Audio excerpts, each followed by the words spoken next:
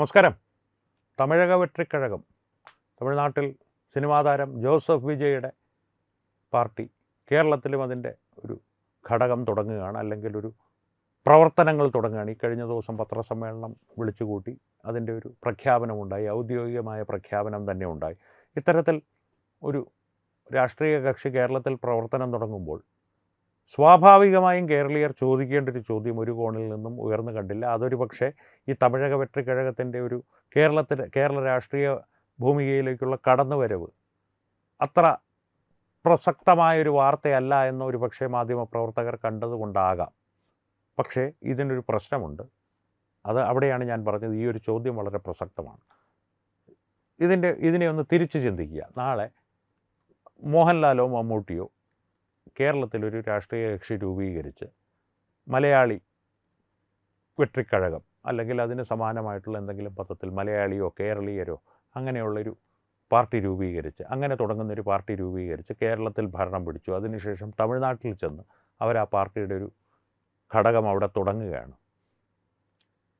മലയാളി കേരളീയർ ഈ പേരുകളിലുള്ള പാർട്ടികളൊന്നും അവിടെ ജനങ്ങൾ അംഗീകരിക്കില്ല എന്ന് മാത്രമല്ല, രൂക്ഷമായ വിമർശനം ആ പത്രസമ്മേളനത്തിൽ തന്നെ ഉയരും. കാരണം അടിസ്ഥാനപരമായിട്ട് ഇവിടെ ആരും ചോദിക്കാത്ത ഒരു കാര്യം, തമിഴക വെട്രിക്കഴകം എന്തിനാണ് കേരളത്തിൽ? ഇവിടെ വരികയാണെങ്കിൽ കേരള വെട്രിക്കഴകം അങ്ങനെയുള്ളൊരു, അതിൽ തമിഴ് ഭാഷ ഉപയോഗിക്കുന്നതുകൊണ്ട് കുഴപ്പമില്ല. അല്ലെങ്കിൽ മലയാള വെട്രിക്കഴകം അങ്ങനെ എന്തുകൊണ്ട് ഉപയോഗിക്കുന്നില്ല? ഉപയോഗിക്കാത്തതിന് വളരെ ലളിതമായൊരു വിശദീകരണമേ ഉള്ളൂ. മലയാളി വെട്രിക്കഴകം അല്ലെങ്കിൽ മലയാള വെട്രിക്കഴകം എന്നുള്ളൊരു വിഭാഗം അല്ലെങ്കിൽ ഒരു ഘടകം വിജയ് ഇവിടെ തുടങ്ങിയാൽ തമിഴ്നാട്ടിൽ വിജയുടെ നിലനിൽപ്പ് അപകടത്തിലാവും. കാരണം തമിഴാണ് വലുത്, മലയാളിക്ക് മലയാളം വലുതല്ലെങ്കിൽ പോലും. അത്തരത്തിലുള്ളൊരു ഭാഷയോടുള്ള സ്നേഹം, ഒരുപക്ഷെ ഭ്രാന്തമായ സ്നേഹം, അല്ലെങ്കിൽ ഒരു ഭാഷാ ഭ്രാന്ത് തന്നെ തമിഴിനുണ്ട് എന്ന് വേണമെങ്കിൽ പറയാം. അത് ദുരുപയോഗം ചെയ്യുന്ന പലരുമുണ്ട് തമിഴക സമൂഹത്തിൽ ഇന്ന് എന്നുള്ളത് ദൗർഭാഗ്യകരമായിട്ടുള്ളൊരു കാര്യം. പക്ഷേ അവരുടെ പൈതൃകത്തോടും ഭാഷയോടുമുള്ള തമിഴിൻ്റെ സ്നേഹം ഭാരതത്തിൽ സമാനതകളില്ലാത്തൊരു സ്നേഹമാണെന്ന് തന്നെ പറയേണ്ടി വരും. ഇനി തിരികെ ഈ തമിഴക വെട്രിക്കഴകത്തിൻ്റെ കേരള രാഷ്ട്രീയത്തിലേക്കുള്ള പ്രവേശനത്തെക്കുറിച്ച് ഒരല്പം സംസാരിക്കേണ്ടതുണ്ട്, അല്ലെങ്കിൽ ഒരല്പം വിശകലനം ചെയ്യേണ്ടതുണ്ട്. അതിൻ്റെ പ്രധാന കാരണം, കോൺഗ്രസുമായിട്ടുള്ള സഖ്യകക്ഷിയായിട്ടാണ് ഞങ്ങൾ കേരള രാഷ്ട്രീയത്തിലേക്ക് പ്രവേശിക്കുന്നതെന്നാണ് അവർ പറയുന്നത്. അത് സത്യവുമാണ് താനും. കാരണം തമിഴ്നാട്ടിൽ കോൺഗ്രസ് അവരുടെ സഖ്യകക്ഷിയാണ്, മന്ത്രിമാരുമുണ്ട്, മന്ത്രിസഭയിൽ കോൺഗ്രസിന് മന്ത്രിമാരുമുണ്ട്. 5 MLA-മാർ സ്റ്റാലിൻ്റെ കൂടെ നിന്ന് DMK-യുടെ പിന്തുണയോടുകൂടി ജയിച്ച് ഒടുവിൽ കാലുമാറി വിജയുടെ ഒപ്പം പോയി. അത് ജനാധിപത്യത്തിൻ്റെ മനോഹാരിത, കുതിരക്കച്ചവടമൊന്നുമല്ല കേട്ടോ. ഇത്തരത്തിലുള്ള പ്രവൃത്തികൾ BJP-യുമായിട്ട് ബന്ധപ്പെട്ട് നടന്നാൽ മാത്രമേ അത് കുതിരക്കച്ചവടമാകുകയുള്ളൂ. അത് പ്രത്യേകം പ്രേക്ഷകർ ശ്രദ്ധിക്കുക. പക്ഷേ തമിഴക വെട്രിക്കഴകത്തിൻ്റെ കേരള രാഷ്ട്രീയത്തിലേക്കുള്ള കടന്നുവരവിൽ വലിയ അപകടങ്ങൾ ഒളിഞ്ഞു കിടപ്പുണ്ട്. അവർ നാളെ കേരളത്തിൻ്റെ ഭരണം പിടിക്കുമെന്നോ കോൺഗ്രസിന് എന്തെങ്കിലും തരത്തിൽ വലിയ ശക്തമായ പിന്തുണയായി അവർ വളരുമെന്നോ എന്നൊന്നുമല്ല ഞാൻ ഉദ്ദേശിക്കുന്നത്. തമിഴക വെട്രിക്കഴകത്തിൻ്റെ രാഷ്ട്രീയ പ്രവർത്തനമെന്ന് പറയുന്നത് ഏറ്റവും അധികം നടക്കുന്നത് സാമൂഹ്യ മാധ്യമങ്ങളിലാണ്. ഇക്കഴിഞ്ഞ ദിവസം വ്യാജ വാർത്തകളുടെ കുത്തൊഴുക്കാണ്. അവരുടെ ഒരു IT സെല്ലിനെ ഔദ്യോഗിക IT സെല്ലായി വിജയ് അംഗീകരിച്ചിട്ടില്ലെങ്കിൽ പോലും വെർച്വൽ വാറിയേഴ്സ് എന്നൊരു വിഭാഗമുണ്ട്. വളരെ ക്രിയാത്മകമെന്ന് ഞാൻ പറയുന്നത് സകാരാത്മകമായിട്ടുള്ള പോസിറ്റീവ് വെളിച്ചത്തിലല്ല, സകാരാത്മകമായ വെളിച്ചത്തിൽ ഈ ക്രിയാത്മകതയെ കാണുകയേ ചെയ്യരുത്. ഇതിൽ മുഴുവൻ നകാരാത്മകതയാണ്, നെഗറ്റീവാണ്. പക്ഷേ വളരെ സജീവമായി, കൃത്യമായി, കാര്യക്ഷമതയോടുകൂടി സാമൂഹ്യ മാധ്യമങ്ങളിൽ പ്രവർത്തിക്കുന്ന ഒരു വിഭാഗമാണ് തമിഴക വെട്രിക്കഴകത്തിൻ്റെ ഈ വെർച്വൽ വാറിയേഴ്സ്. അടിസ്ഥാനപരമായിട്ട് വിജയെക്കുറിച്ച് വ്യാജ വാർത്തകൾ പടച്ചുവിടുക. വ്യാജ വാർത്തകൾ എന്ന് പറഞ്ഞാൽ വിജയിയെ സകാരാത്മകമായി സമൂഹത്തിൻ്റെ മുൻപിൽ അവതരിപ്പിക്കുന്ന തരത്തിൽ. ഉദാഹരണങ്ങൾ ഞാൻ പറഞ്ഞിരുന്നു. തമിഴ്നാട്ടിൽ മുൻപ് തന്നെ പലതവണയും ഞാനിത് ചൂണ്ടിക്കാട്ടിയിട്ടുള്ളതാണ്. തമിഴ്നാട്ടിൽ നടന്ന ബലാത്സംഗ കേസുകളിൽ ഇരയുടെ അമ്മയെ വിളിച്ച് വിജയ് പറഞ്ഞു, ആ ഇര, കൊച്ചു പെൺകുട്ടിയായ ആ ഇര അനുഭവിച്ച എല്ലാ പീഡനങ്ങളും പ്രതി അനുഭവിക്കും അമ്മേ എന്ന് വിജയ് കൊടുക്കാം നമുക്കൊരു കയ്യടി എന്ന തമിഴിലും മലയാളത്തിലും വരെ പ്രചരിപ്പിച്ച് റീലുകൾ ഇറക്കുന്ന ആളുകളാണ് ഈ വെർച്വൽ വാറിയേഴ്സ്. ഈ കഴിഞ്ഞ ദിവസം ഒരു റീൽ അവരുടേതായിട്ട് പുറത്തു വന്നു. ഏതാണ്ട് അവസാനം ഞാൻ ആ റീല് കാണുമ്പോൾ 1.5 മില്യൺ വ്യൂസ് ഉണ്ട് ആ റീലിന്. ആ റീലിൽ പറയുന്നത്, വിജയുടെ കർശനമായ നിർദ്ദേശപ്രകാരം ഓരോ പ്രദേശത്തെയും DSP-മാരും കമ്മീഷണർമാരും ആ പ്രദേശത്തെ ഗുണ്ടകളെ എല്ലാം വിളിച്ച് ഒരു സ്ഥലത്ത് കൂട്ടി അവർക്ക് കൃത്യമായിട്ടുള്ള മുന്നറിയിപ്പുകൾ നൽകി ഇനിമേൽ ഗുണ്ടാ പ്രവർത്തനവുമായി പുറത്തിറങ്ങിയാൽ തുലച്ചുകളയും പുകച്ചുകളയും, വിജയ്ക്ക് കൊടുക്കാം കയ്യടി ഇതായിരുന്നു ആ വാർത്തയുടെ ഒരു പശ്ചാത്തലം, ആ റീലിൻ്റെ കണ്ടൻറ്റ്, ഉള്ളടക്കം.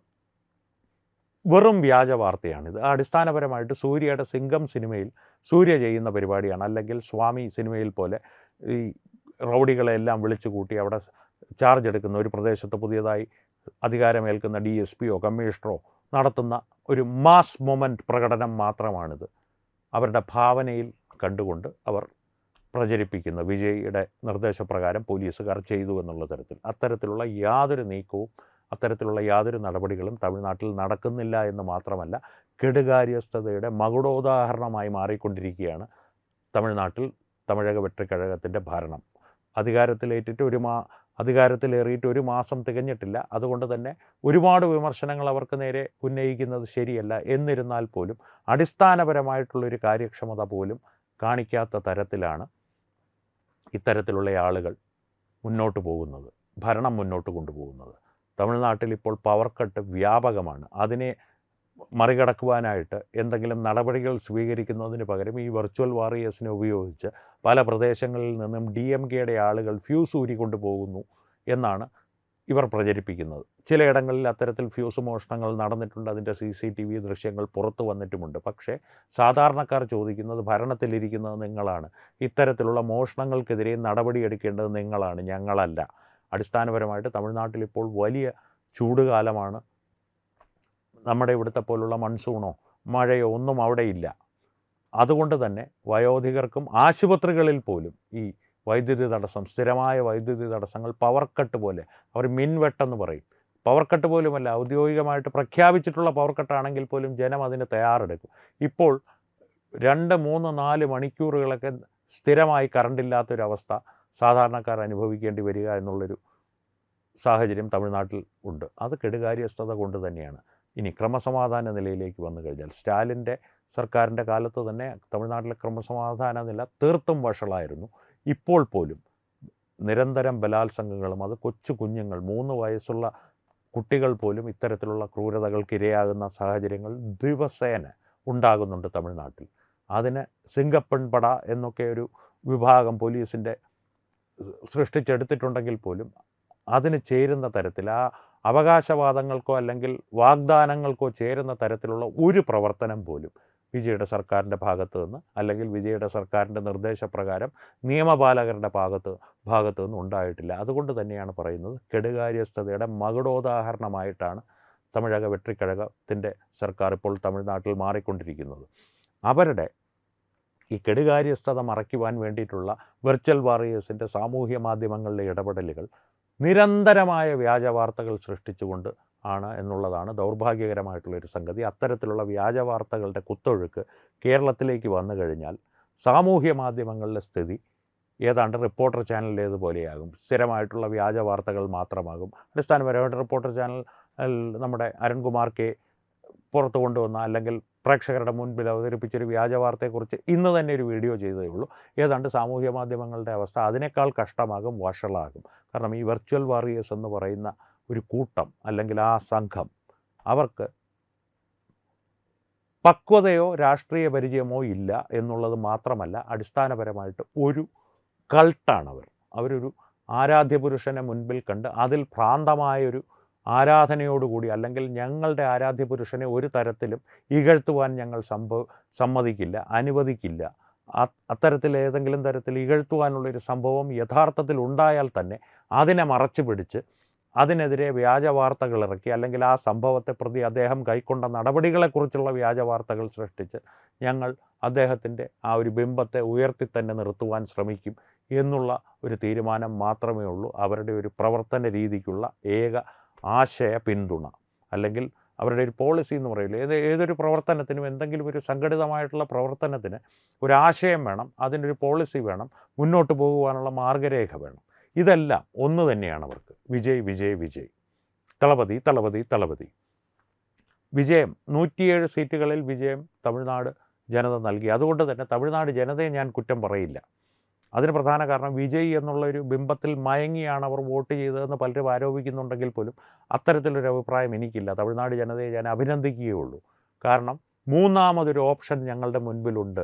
DMK ADMK അല്ലാതെ മൂന്നാമത് സ്വീകാര്യമായൊരു ഓപ്ഷൻ, ഈ നാം തമിഴർ കക്ഷിയെ പോലുള്ള വിഘടനവാദികളല്ല, ഒന്ന് പരീക്ഷിച്ച് നോക്കാമെന്ന് അവർക്ക് തോന്നിയ ഒരു ഓപ്ഷൻ അവരുടെ മുൻപിൽ ആദ്യമായി വന്ന അവസരത്തിൽ അവർ ആ ഒരു ഓപ്ഷൻ തിരഞ്ഞെടുത്തു, വിജയ്ക്കൊരു അവസരം നൽകി. അതിന് ഞാൻ തമിഴക ജനതയെ അഭിനന്ദിക്കുകയുള്ളൂ. കേരള ജനതയെ പോലെ മാറി മാറി മാറി പരീക്ഷിച്ച് ഈ പറയുന്ന പോലെ ഒരേ കാര്യം തന്നെ വീണ്ടും വീണ്ടും ചെയ്തുകൊണ്ടിരുന്നാൽ ഒരുപക്ഷെ അത് ശരിയായേക്കും, എപ്പോഴെങ്കിലും അത് ശരിയായേക്കും എന്നുള്ള അബദ്ധധാരണയോടുകൂടി മുന്നോട്ട് പോകുന്ന ഒരു ജനതയല്ല തമിഴ്നാട്ടിലേത്. അതുകൊണ്ട് തന്നെ അവരെ ഞാൻ കുറ്റം പറയില്ല. പക്ഷേ അവരുടെ തിരഞ്ഞെടുപ്പ് പാളി എന്നുള്ള തിരിച്ചറിവ് ഇപ്പോൾ അവർക്കുണ്ടായിട്ടുണ്ട്. ഒരുപക്ഷെ തിരിച്ച് ഉപതെരഞ്ഞെടുപ്പിൽ പോലും അത് പ്രതിഫലിച്ചേക്കാമെന്ന് ഇപ്പോൾ പറയുന്നു. പക്ഷേ അതിന് സാധ്യത കുറവാണ്. കാരണം ഇപ്പോഴും ആ ഒരു വിജയത്തിൻ്റെ അലയൊലികൾ, വിജയുടെ അലയൊലികൾ അടങ്ങിയിട്ടില്ല. അതുകൊണ്ട് തന്നെ ഒരുപക്ഷെ തമിഴക വെട്രിക്കഴകം സുഗമമായി ഈ ഉപതെരഞ്ഞെടുപ്പിൽ വിജയിച്ചേക്കാം. പക്ഷേ അതിനപ്പുറത്തേക്ക് തദ്ദേശ സ്വയംഭരണ സ്ഥാപനങ്ങളിലേക്കുള്ള തിരഞ്ഞെടുപ്പുകൾ വരുന്നുണ്ട്. അതിലൊരു പക്ഷേ ജനം പ്രതികരിച്ചേക്കാം. ആ കെടുകാര്യസ്ഥതയുടെ ഒരു പ്രതിഫലനം അല്ലെങ്കിൽ ഒരു പരിച്ഛേദം കേരളത്തിലേക്ക് വരികയാണ്. ആ പരിച്ഛേദം നാളെ ഞാൻ നേരത്തെ പറഞ്ഞതുപോലെ അധികാരം പിടിക്കുമെന്ന് ഞാൻ ഒരിക്കലും പറയുന്നില്ല. അത്തരത്തിലുള്ള യാതൊരു മൗഢ്യമായിട്ടുള്ള ധാരണയും എനിക്കില്ല. പക്ഷേ സാമൂഹ്യ മാധ്യമങ്ങൾ കൂടുതൽ വ്യാജ വാർത്തകളാൽ നിറയാൻ പോവുകയാണ്. 1 മില്യനും 2 മില്യനും വ്യൂസ് ഉള്ള വ്യാജ വാർത്തകൾ ജോസഫ് വിജയുടെ പേരിൽ ഇനി കൂടുതൽ റീൽസായി നിങ്ങളുടെ മുൻപിൽ, നിങ്ങളുടെ ഫീഡുകളിൽ എത്തിയാൽ അത്ഭുതപ്പെടരുത്. ഞാൻ മുന്നറിയിപ്പ് നേരത്തെ തന്നിട്ടുള്ളതാണ് എന്ന് തത്വമയി ന്യൂസിൻ്റെ പ്രേക്ഷകർ ഓർക്കുക. ഈ വിഷയത്തിൽ പ്രേക്ഷകരുടെ അഭിപ്രായങ്ങൾ എന്താണ്? കാരണം ഈ ജോസഫ് വിജയുടെ ഭരണത്തെ ഒരു ദൂരെ നിന്നെങ്കിലും വിലയിരുത്തുമ്പോൾ നിങ്ങൾക്ക് എന്താണ് തോന്നുന്നത്? ഈ കെടുകാര്യസ്ഥതയുടെ മകുടോദാഹരണമാണ് എന്ന് ഞാൻ പറഞ്ഞ ആ ഒരു അഭിപ്രായത്തോട് നിങ്ങൾ യോജിക്കുന്നുണ്ടോ, വിയോജിക്കുന്നുണ്ടോ? എന്താണ് നിങ്ങളുടെ അഭിപ്രായങ്ങൾ എന്നുള്ളത് തീർച്ചയായും കമൻറ്റുകളിലൂടെ ഞങ്ങളുമായി പങ്കുവയ്ക്കുക. സംവാദങ്ങൾ തുടരട്ടെ. വീണ്ടും കാണാം. നന്ദി, നമസ്കാരം. HIV അണുബാധ സന്തോഷപൂർണമായ ഒരു ജീവിതത്തിന് തടസ്സമല്ല. HIV അണുബാധയ്ക്ക് ഫലപ്രദമായ ചികിത്സ ഇന്ന് ലഭ്യമാണ്. ഇതിന് യഥാസമയം അണുബാധ കണ്ടെത്തുന്നതും കാലേക്കൂട്ടി ചികിത്സ നടത്തേണ്ടതും അത്യാവശ്യമാണ്. സൗജന്യമായ ചികിത്സയും മാർഗനിർദ്ദേശങ്ങളും സർക്കാർ ആശുപത്രികളിലെ ART അഥവാ ഉഷസ് കേന്ദ്രങ്ങളിൽ ലഭ്യമാണ്. ആരോഗ്യ സംരക്ഷണം ഓരോരുത്തരുടെയും ഉത്തരവാദിത്തമാണ്.